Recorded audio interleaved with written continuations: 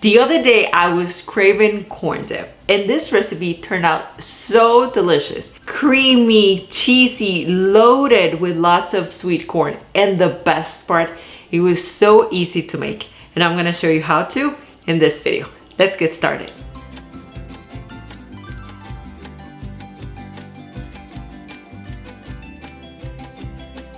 I am only using 1 can of sweet corn for this recipe, so it makes a small bowl, enough for about 4 people. But if you would like to double the recipe, you can absolutely do that as well.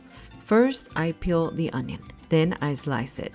Try to keep all of the pieces about the same size. Next, I turn it and dice it into small cubes.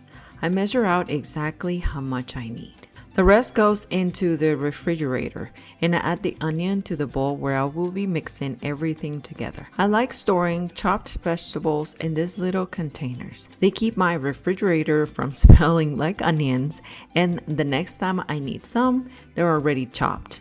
The one holding in my left hand is your regular cilantro, and the one holding in my right hand is culantro. I like chopping them together.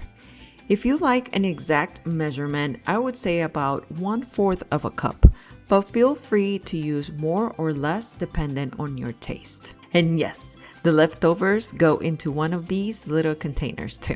Next is the jalapeño, and this one is optional. It also depends on how spicy your jalapeño is and how much heat you like. Using a spoon, I remove the stem, the capsicums, and the seeds. The more you remove, the more your jalapeno will taste just like a green bell pepper. Cut it into long strips and then into small cubes. It's really chopped pretty finely, but if you like it even finer, then go ahead. Or if you like to use bigger chunks of jalapeno, that's actually very good. I'm only using half of jalapeno. And yes, you guessed it. The other half goes into one of my little containers too. Now let's add the lime juice.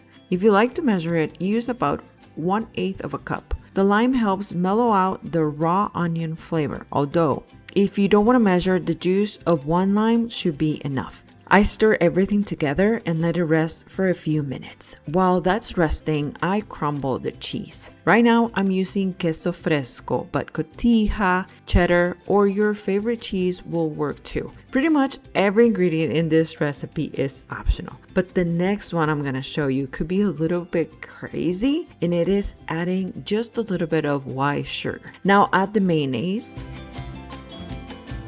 then the sour cream, and the mustard. Give everything a quick stir so you can see how everything is coming together. And you see how creamy it's getting. Add the paprika and black pepper.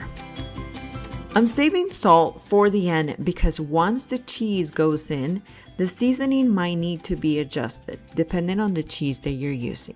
Add the corn and your cheese. Stir everything together. I am using canned corn because it's convenient and I really like the flavor. But if you'd rather use fresh corn, go ahead. Just cut the kernels off the cob, cook them, and let them cook completely before adding them to your dip. It's time for the most important step, which is taste it. This is the time where you add more jalapeno, black pepper, cilantro, or any of the other ingredients. And once it tastes good for your liking, go ahead and add the salt. I'm only using 1/2 teaspoon.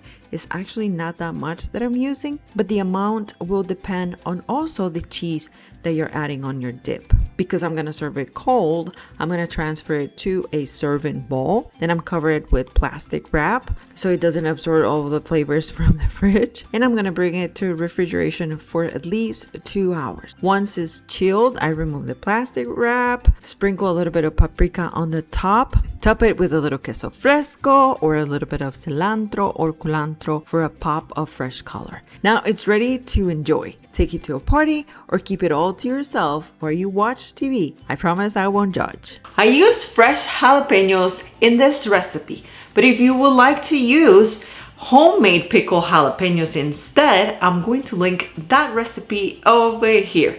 You can also find the printable recipe and a few extra tips at thelatinspoon.com. Thank you guys for watching. See you next time. Bye-bye.